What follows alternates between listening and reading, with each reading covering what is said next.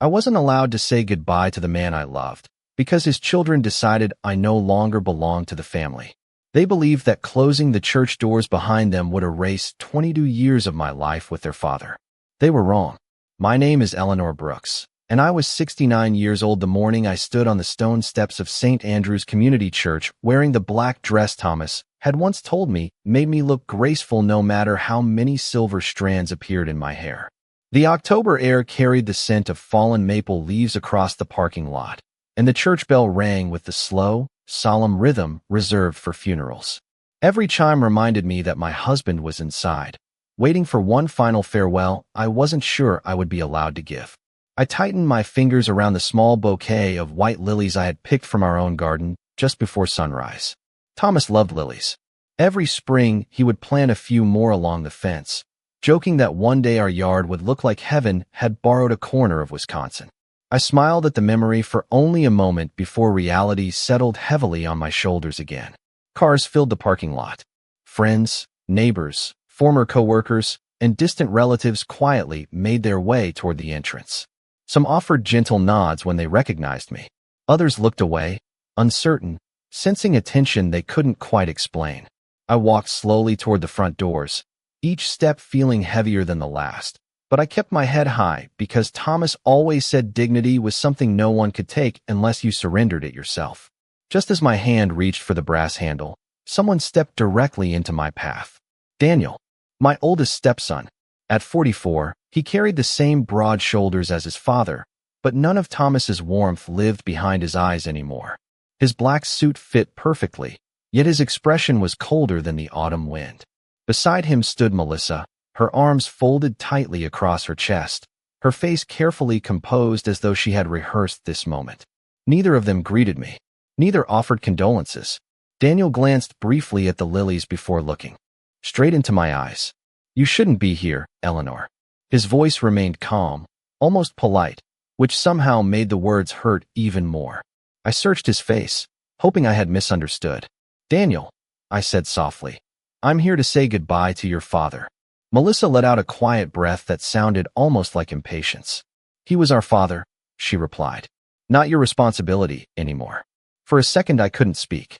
Around us, guests slowed their steps, pretending not to listen while hearing every word.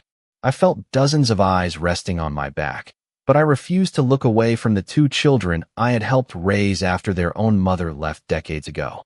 I packed school lunches. I sat through piano recitals. I stayed awake during fevers. I celebrated graduations. Yet now I stood outside the church like a stranger asking permission to enter. Daniel reached into his jacket pocket and handed me a folded program. My name wasn't printed anywhere. "We've decided today's service is for immediate family only," he said. "Dad would have wanted it this way." The sentence landed quietly, but something inside me knew it wasn't true. Thomas would never have spoken those words. Not after everything we had shared. Not after every promise he made while holding my hand during those long evenings after his diagnosis. I looked once toward the sanctuary doors.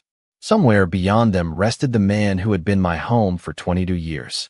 I could almost hear his laugh echoing through the church hallway, teasing me for always arriving 10 minutes early to every event. My throat tightened, but I refused to let tears appear. Instead, I adjusted my gloves, straightened my shoulders, and carefully placed the bouquet on the stone bench beside the entrance. "I understand," I said quietly. Daniel seemed almost surprised that I didn't argue. Melissa looked relieved. They stepped aside, expecting me to leave defeated. I simply nodded once, turned around, and walked back toward my car without another word. Behind me, the church doors slowly closed. They thought they had shut me out of Thomas's final goodbye. They didn't know that before he left this world, my husband had already seen this day coming. The drive home felt much longer than 15 miles. I kept both hands on the steering wheel, watching the familiar country roads pass beneath a gray October sky that seemed just as empty as I felt. The radio remained off. Thomas had always liked listening to old country songs whenever we drove together, singing slightly off-key just to make me laugh. That morning the silence seemed more honest. It did not pretend everything was normal. When I finally turned into our driveway, the house looked exactly as it had every autumn for more than 2 decades. The porch swing still rocked gently in the breeze.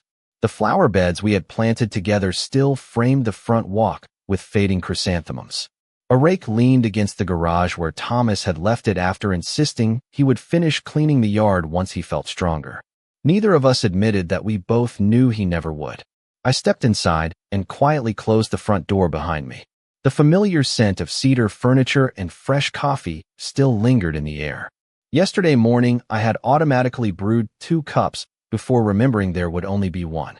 Old habits have a strange way of surviving heartbreak.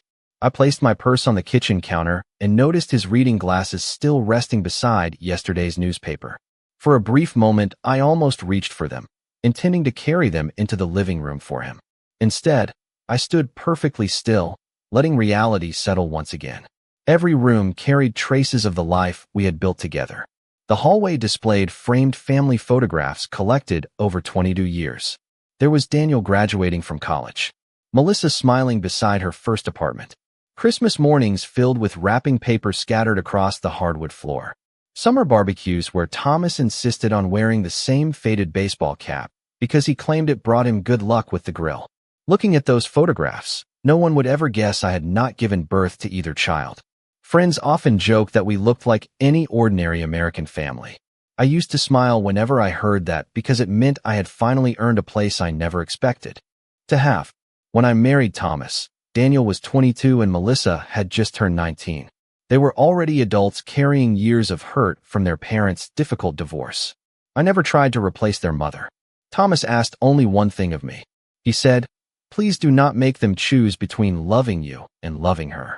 I promised him I never would. So I learned their favorite meals. I remembered birthdays without reminders. I mailed care packages when they moved away for school and later for work.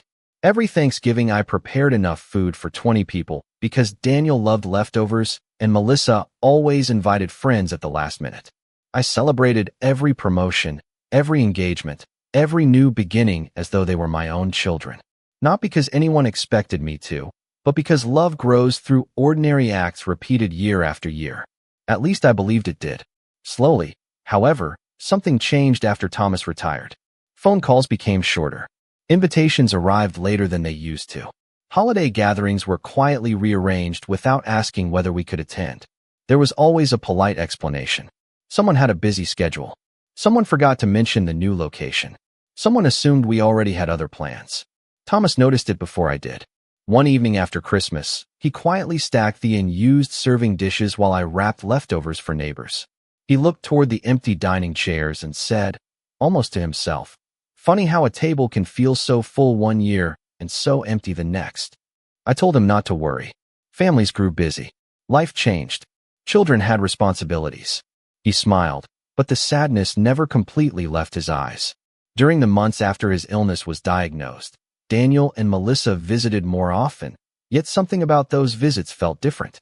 They asked careful questions about paperwork, insurance, property taxes, and account numbers.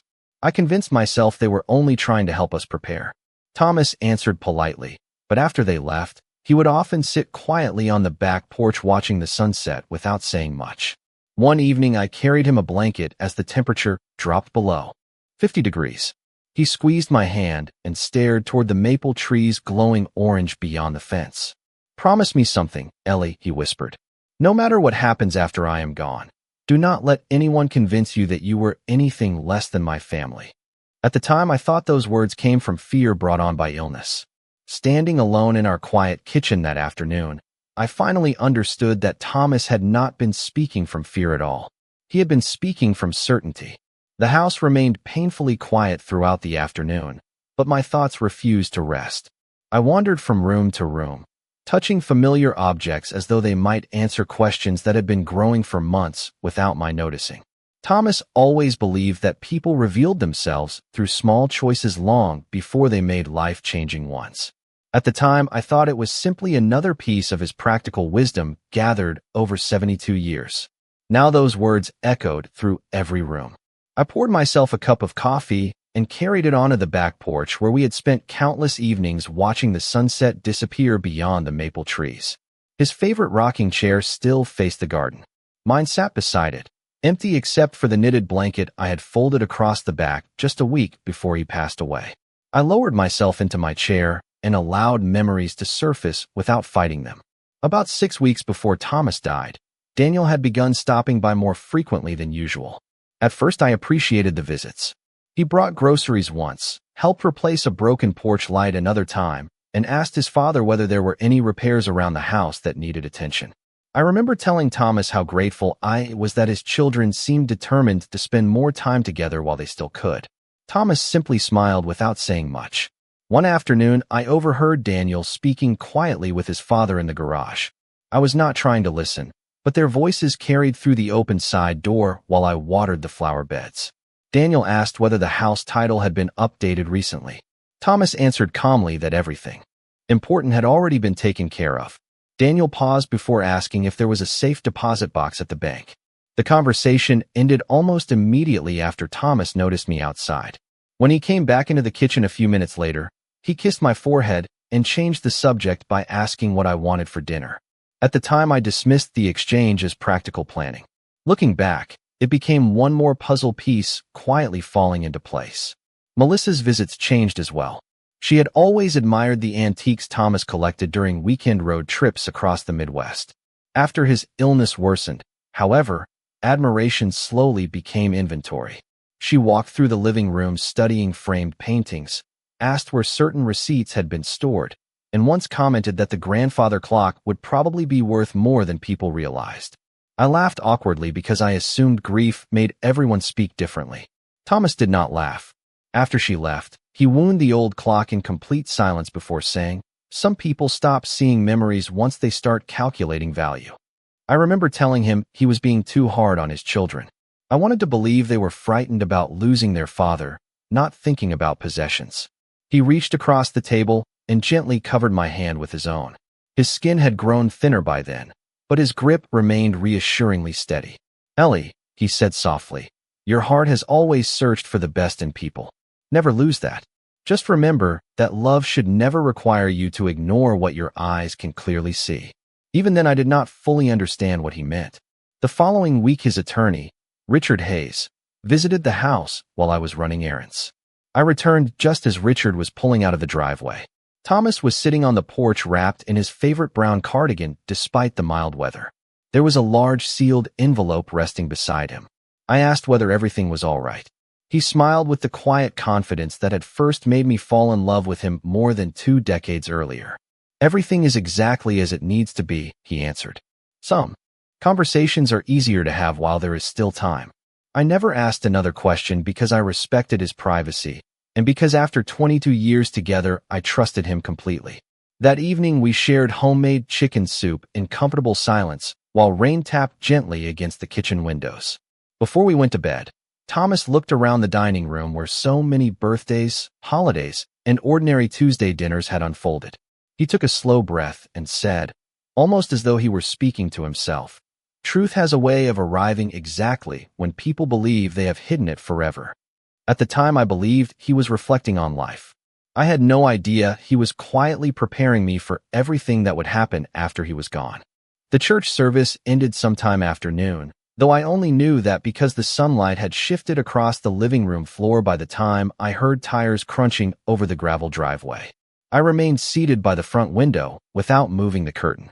2 familiar vehicles pulled into the driveway one after the other.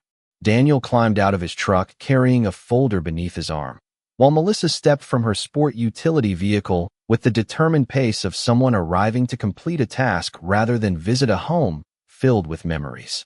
Neither of them knocked immediately. They spoke quietly on the porch before Daniel finally rang the bell. I opened the door with the same calm expression I had worn outside the church. "We only need a few minutes," Daniel said. His voice carried none of the warmth I remembered from years ago. I stepped aside without saying a word. They entered the living room, but neither sat down. Instead, Melissa glanced around the house as though seeing it through entirely different eyes. The photographs on the mantel, the oak bookshelves Thomas had built himself, the quilt folded across the sofa. Everything seemed to receive only a brief inspection before her attention moved somewhere else. "There are some things we need to organize," she finally said. "It will be easier if we begin today." I nodded slowly. "What exactly needs organizing?" Daniel opened the folder and removed several printed pages. Dad's financial records, insurance information, property documents. We also need every house key, garage opener, and any passwords you know. His words came quickly, almost rehearsed. I looked from the papers to his face. Your father has been gone only a few hours. Daniel shifted uncomfortably, but did not lower the papers. These things cannot wait forever. Melissa walked toward the dining room and rested her fingertips on the polished table. Thomas had refinished the summer before he became ill. The realtor might want photographs soon, she said casually. For a moment, I thought I had misheard her. The realtor? I asked. She turned as though the answer were obvious. If the house sells before winter, everyone avoids extra maintenance costs. I looked around the room that had held 22 years of birthdays, Thanksgiving dinners, anniversary celebrations, and quiet Sunday breakfasts. I could still picture Thomas laughing from his usual chair at the head of the table. To Melissa, it had already become square footage and market value. Your father never mentioned selling this house, I replied quietly. Daniel cleared his throat. We will figure everything out after the estate paperwork is finished. It was a careful answer, but not an honest one. I could hear the difference because Thomas had spent years teaching me that honesty rarely needed complicated wording. Melissa continued walking through the house, opening doors without asking. She paused in the hallway outside our bedroom. We should probably make a list of the furniture too, she said. That will save time later. I watched her disappear into the room where Thomas had taken his final breath less than a week earlier. She emerged carrying one of his old leather notebooks. This might be important, she said before placing it on the coffee table without even opening it. I picked it up gently. It was not a financial notebook at all. It contained gardening notes, sketches for next spring's flower beds, and measurements for a birdhouse he had planned to build with our youngest grandson. I ran my hand across the worn leather cover before setting it beside me. Neither Daniel nor Melissa asked about it again. Their attention had already shifted back to paperwork. They asked where Thomas kept spare keys, whether I knew the combinations to the filing cabinet, and if I had seen certain tax documents. They never once asked whether I had eaten that day. They never asked how I was sleeping or whether I needed anything after losing my husband. Their grief seemed strangely organized, measured in documents instead of memories. After nearly an hour, Daniel gathered the papers back into his folder. We will come by tomorrow, he said. There is still a lot to handle. I walked them to the front door. Before stepping outside, Melissa looked back into the house one final time. Try not to move anything, she said. It will make everything easier. I simply nodded. After they drove away, the silence returned, but it no longer felt empty. It felt revealing. For the first time, I stopped asking myself why they had shut me out. Instead, I began asking a different question. Why had Thomas been so certain they would? That evening arrived with an unusual stillness. The sky outside faded from pale blue to deep gray, and the porch light switched on automatically, as it had every night for years. I sat alone in the living room with Thomas's leather notebook resting beside me, unable to bring myself to turn on the television. The quiet no longer felt like grief alone. It felt as though the house itself was waiting. Around 7 o'clock, the telephone rang. The sound echoed sharply through the empty rooms. Almost no one called our home anymore. Most people preferred cell phones, but Thomas had always insisted on keeping the old landline because he liked hearing its familiar ring. I picked up after the second ring. Mrs. Brooks? A calm voice asked. This is Richard Hayes. I recognized the name immediately. Thomas had trusted Richard for nearly 30 years, long before I entered the family. Good evening, Richard, I replied. I was planning to call you in a few days. There was a brief pause before he answered. I would appreciate it if you could come to my office tomorrow morning instead. 10 o'clock, if possible.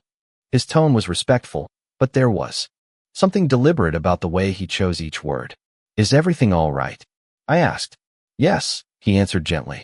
Your husband left specific instructions that I was to meet with you privately before any formal estate meeting takes place. I felt my heartbeat slow instead of quicken. Somehow those words sounded familiar. Thomas had often said that good planning should create peace, not panic. Did he tell you why? I asked. Richard hesitated just long enough to remind me that attorneys measured silence carefully. He believed there were a few things you deserved to know first. We confirmed the appointment, exchanged quiet condolences, and ended the call. I remained standing beside the telephone for several moments, replaying every word in my mind. Thomas had arranged a private meeting before the family gathered. That was not an accident. He had anticipated something. I walked slowly toward his study, a room I had avoided since his passing. The desk remained exactly as he had left it. His reading lamp cast a warm circle of light across neatly stacked papers.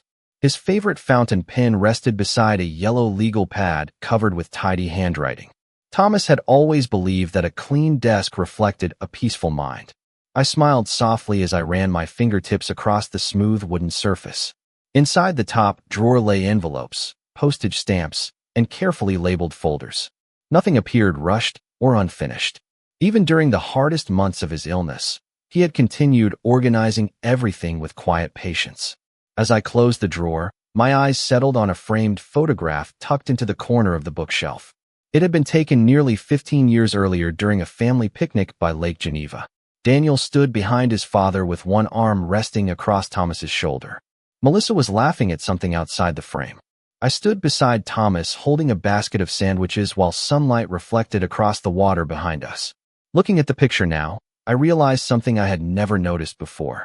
Thomas was not looking at the camera. He was looking at me. His expression carried the same quiet confidence that always made me feel safe. I remembered asking him once whether he ever worried about the future. He smiled and answered, "The future takes care of itself when you spend enough time preparing for it." At the time, I thought he meant retirement savings, home repairs, and practical responsibilities. Perhaps he had meant something much larger. Before going to bed, I opened the hall closet where Thomas kept his coat. His navy wool jacket still hung neatly on the wooden hanger. I slipped my hand into one pocket, hoping to find an old receipt or one of the peppermints he always carried. Instead, my fingers brushed against a small folded note written in his unmistakable handwriting. It contained only one sentence. "Trust Richard, even if the truth arrives later than you expect." I stood there for a long time holding that small piece of paper beneath the hallway light. My eyes filled with tears, not because I felt abandoned, but because for the first time since his passing, I no longer felt alone. Whatever waited inside Richard Hayes's office the next morning had not been created after Thomas died. It had been prepared while he was still living, patiently, thoughtfully, and with the quiet certainty of a man who understood his family better than anyone else ever could. The next morning I left the house just after 9 o'clock. A light layer of frost still covered the grass, sparkling beneath the early sunlight as though nature itself had decided to begin again despite everything that had happened. I drove into town with Thomas's handwritten note safely tucked inside my purse. I found myself touching it at every stoplight, not because I needed reassurance, but because it reminded me that he had already walked this road before me. Richard Hayes's office occupied the second floor of a red brick building overlooking the courthouse square. Thomas had brought me there once years earlier when we updated our retirement documents. The waiting room looked exactly the same. Shelves filled with leather-bound law books lined one wall, and a large grandfather clock quietly marked each passing second.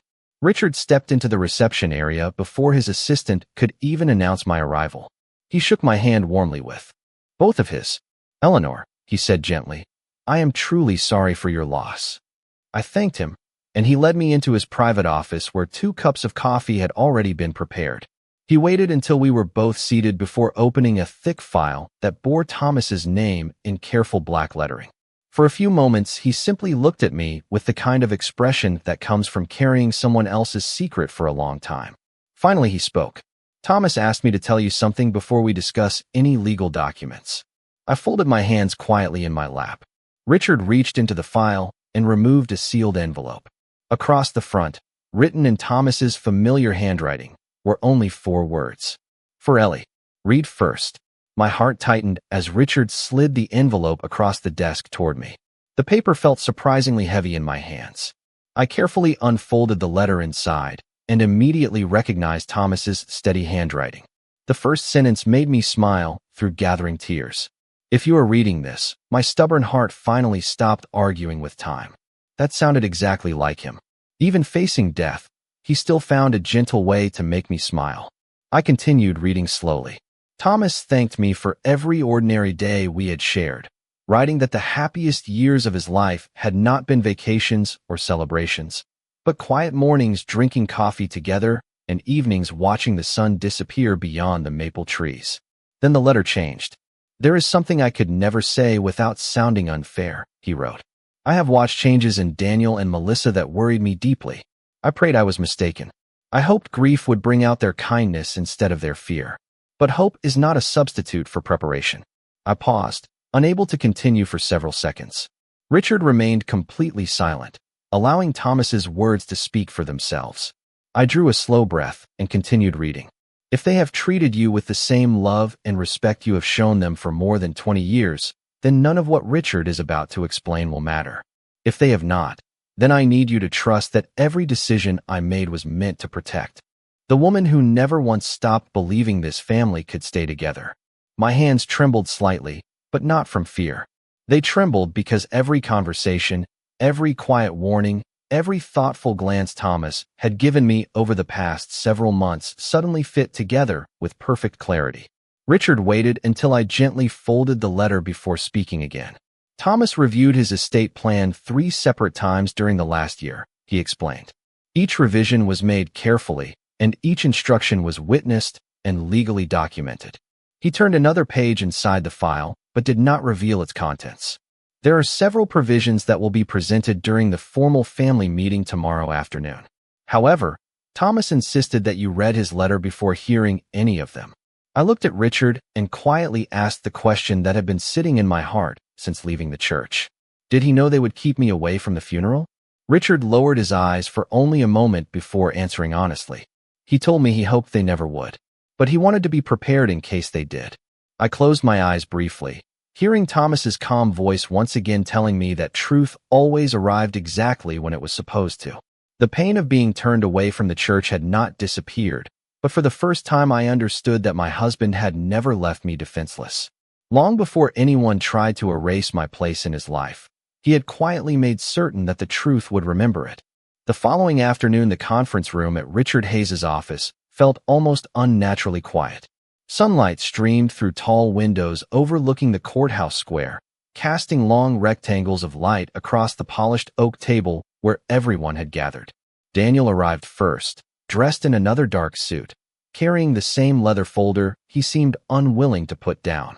Melissa entered a few minutes later with a notebook and her tablet tucked beneath one arm. They greeted Richard politely before noticing me already seated near the end of the table. Neither one spoke to me. Instead, they exchanged a quick glance that lasted only a second before taking their seats across from me. Several other relatives quietly settled into the remaining chairs, including Thomas's younger sister, Margaret, and his longtime friend Harold, who had been asked to witness the meeting. Richard waited until everyone had arrived before closing the conference room door. He stood calmly at the head of the table with Thomas's file resting in front of him. "Thank you all for coming," he began. Thomas Brooks left detailed instructions regarding the administration of his estate. My responsibility today is to carry out those instructions exactly as they were written. His voice remained steady, neither dramatic nor emotional. That was one reason Thomas had trusted him for so many years. Richard first reviewed several routine matters involving charitable donations, family keepsakes, and personal belongings. Thomas had remembered everyone. His church received a contribution for its community food pantry. Harold inherited Thomas's collection of handcrafted fishing lures. Margaret was given their mother's antique quilt, something she had admired since childhood. The room remained peaceful as each item was read. Daniel occasionally nodded while Melissa wrote notes in her notebook. They both appeared relaxed, almost confident. Then Richard reached for another sealed document secured with a blue ribbon. He paused briefly before speaking again. The remaining provisions concerned the family residence and the primary estate. Daniel leaned forward slightly. Melissa placed her pen on the table. Richard untied the ribbon and unfolded several pages. Thomas included a personal statement explaining the reasoning behind these instructions. He looked around the room before reading aloud. "I have never believed that inheritance should reward blood alone. It should honor loyalty, kindness, honesty, and the people who stand beside us when life becomes difficult." The room grew noticeably quieter. Richard continued reading. "My wife, Eleanor, entered this family without asking anyone to erase the past. She spent 22 years building bridges where others saw walls. If she is treated with the love and respect she deserves after my passing, then these instructions will simply reflect what already exists within my family. If she is not, then they will reveal what has changed. I noticed Margaret slowly lower her eyes. Harold folded his hands together without saying a word. Daniel shifted in his chair for the first time that afternoon. Richard turned to the next page. During the final year of my life, I instructed my attorney to include a conditional provision regarding my estate. This provision was created because I feared grief might be overshadowed by selfishness. Melissa frowned slightly. Daniel looked directly at Richard. What kind of provision? He asked. Richard answered without hesitation. Thomas authorized me to determine whether Eleanor Brooks was allowed to participate fully in his funeral services and whether she was treated as his lawful wife following his death. Silence settled across the room. Richard continued speaking with the same measured tone. If she was intentionally excluded, publicly humiliated, or denied her rightful place as his spouse, then the distribution of the estate would automatically change according to the attached amendment signed and witnessed on June 14th of this year. I heard someone quietly inhale across the table. Daniel's expression changed almost instantly. Melissa stared at Richard without blinking. Neither of them spoke. Richard calmly removed one final page from the file. Yesterday morning, before this meeting, I confirmed the events surrounding the funeral through multiple witness statements, including members of the church staff who observed Eleanor being refused entry. His words carried no anger, only facts. The silence that followed felt heavier than any raised voice ever could. I remained seated with Thomas's letter folded neatly inside my purse. For the first time since standing outside those church doors, I realized that my husband had not asked anyone to believe my version of events. He had quietly arranged for the truth to speak long after his own voice was gone. No one spoke for several long seconds. The only sound in the conference room came from the grandfather clock in the hallway outside, marking each passing second. With quiet precision, Daniel looked down at the table before slowly raising his eyes toward Richard. "What exactly does that amendment say?" he asked, though his voice no longer carried the confidence it had when the meeting began. Richard adjusted the page in front of him before answering. Thomas directed that if Eleanor Brooks was intentionally excluded from his funeral or denied recognition as his wife, the primary residence, all jointly owned financial accounts, and the majority of his personal estate would transfer directly to her, without further division under the original plan. The remaining gifts designated for his children would be significantly reduced. Melissa's face lost its color. "That cannot be right," she whispered. "He would never do that." Richard calmly slid a notarized copy across the table. These documents were signed in my presence and witnessed according to state law. Thomas reviewed them several times before making his final decision. Daniel quickly scanned the first page before stopping halfway through. His shoulders sank as though the weight of every choice he had made over the previous 2 days had suddenly settled upon him. Margaret quietly removed her glasses and looked toward the window. Harold folded his arms, but said nothing. Neither of them appeared surprised. Perhaps they had known Thomas well enough to understand that careful preparation was simply part of the man he had always been.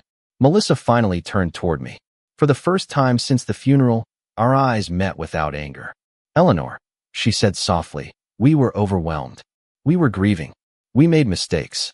Her words hung in the air, waiting for a response. I listened carefully, not to the apology itself, but to the silence surrounding it. There was no mention of shutting me out of the church. No acknowledgement that I had been denied the chance to say goodbye to my husband. Only the realization that consequences had arrived. Daniel slowly closed the file in front of him. "If we had known," he began before stopping himself. Richard interrupted gently but firmly. "Thomas specifically instructed me to remind everyone that genuine kindness should never depend upon the contents of a will." The sentence settled over the room with remarkable clarity. No one argued because there was nothing to argue against. It was not a legal opinion. It was simply the truth. I reached into my purse and unfolded the letter Thomas had written to me. My fingers rested lightly on the familiar paper before I looked across the table. "Your father loved both of you," I said quietly. "He never stopped hoping this family would remain together." Daniel lowered his eyes. Melissa brushed away a tear without speaking. I continued in the same calm voice. "He also loved me. Not because I replaced anyone. Not because I earned it through perfect choices. He loved me because we built a life together one ordinary day at a time." I carefully folded the letter again. Nothing that happened at the church changes those 22 years. Richard placed another document before me. "Eleanor," These are the transfer documents reflecting Thomas's instructions. They become effective immediately upon your signature. I read each page carefully, just as Thomas always had before signing anything important. My hand remained steady as I wrote my name at the bottom of each document. There was no feeling of victory, only a quiet sense that I was honoring the trust my husband had placed in me. After the final signature, Richard gathered the papers and nodded respectfully. Everything will be recorded this afternoon. Daniel remained seated for another moment before standing slowly. I wish things had happened differently, he said almost to himself. I believed he meant those words. Whether he regretted losing the inheritance or regretted losing something far more valuable, only he could answer that. I offered no lecture and no condemnation. Thomas had already spoken more clearly through his planning than I ever could through anger. I rose from my chair, thanked Richard for carrying out my husband's wishes with such integrity, and quietly walked toward the conference room door. As I stepped into the hallway, I realized something unexpected. The burden I had carried since being turned away from the church no longer rested on my shoulders. Thomas had protected far more than our home. He had protected the truth about the life we had shared, and no document, no closed door, and no painful decision could ever take that away. 3 months passed before I realized the house no longer felt like a place filled with echoes. Winter slowly gave way to early spring, and the first green shoots of Thomas's lilies pushed through the soil exactly where he had promised they would. One quiet Saturday morning, I carried a cup of coffee onto the porch and watched the sunlight settle across the garden. For the first time since losing him, I smiled without feeling guilty for doing so. Grief had not disappeared. It had simply learned to live beside gratitude instead of replacing it. I kept the house exactly as Thomas and I had always imagined it.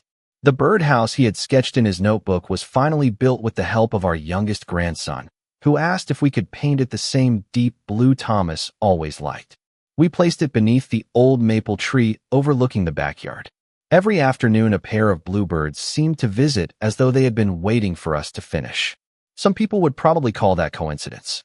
I preferred to think of it as a gentle reminder that life always finds a reason to begin again. Daniel called several times during those first months. At first, I allowed the calls to go unanswered because neither of us was ready for the conversation that needed to happen. Eventually, he left a voicemail that contained nothing about money, documents, or the house. He simply said, "I have been thinking about Dad every day, and I have been thinking about the way I treated you. I am sorry." There were no excuses, no explanations, only those few quiet words.